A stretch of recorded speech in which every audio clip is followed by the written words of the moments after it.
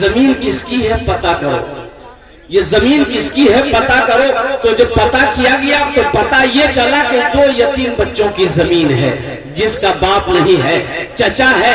चचा के परवरिश में दोनों बच्चे पल रहे हैं। तो अल्लाह के महबूब ने इरशाद फरमाया, उन दोनों बच्चों को बुलाओ, उनके चचा को भी बुलाओ। आज तो चंदा देने के लिए हम लोग सोचते हैं देवे की नहीं, देवे की नहीं, देवे की नहीं, पंचैया रखा रखा मौलवी की रमत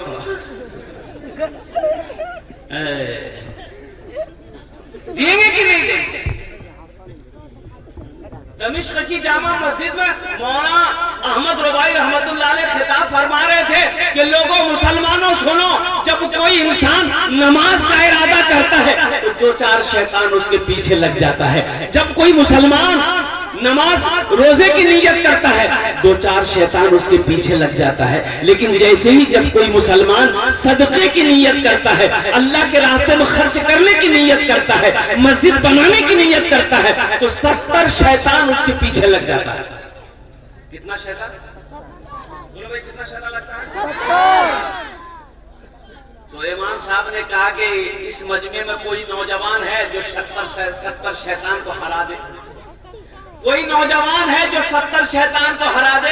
एक नौजवान खड़ा हुआ, बोला शैतान की ऐसी की तैसी। कौन शैतान किया? वो उठले अकेली घर, लिलकी झोला, आटा कोड़ा कोड़ा खोल के आटा भर लाने झोला। आज हम सदका करेंगे, 70 शैतान को हम हराएंगे। आज जीरम को झोला भरी के लागने के लिए भी दिया, बिगा गुम खराब है। बोले कहाँ जाइए? बोले मैं सबका कर लीजिए। बोले काम धंधा तो तोरा कुछ नहीं हो, एक तो कम आवे जाए, ऊपरों से रख लो आटा के सदका कर लीजिए। चुटा मारे लगा लिया करा के देखिए। अभी पूरी मस्जिद में बैठी गई। एक आदमी पूछा क्या वो सदका किए?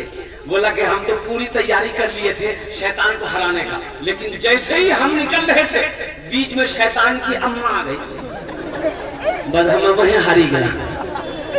हाँ मेरे भाइयों, मेरे नौजवानों, तो अल्लाह के महबूब जनाब मुहम्मदुर रसूलुल्लाह सल्लल्लाहु तआला अलैहि वसल्लम ने उन 2 यतीम बच्चों से उनके चचा से पूछा कि भाई जमीन तुम्हारी है? कहा कि या रसूल अल्लाह मेरी है। कहा कि बेचोगे? कहा कि आप क्या करेंगे? तो अल्लाह के रसूल ने इरशाद फरमाया, हम इस जमीन पर अल्लाह का घर बनाएंगे। सुभान अल्लाह। बोला काश मदीने में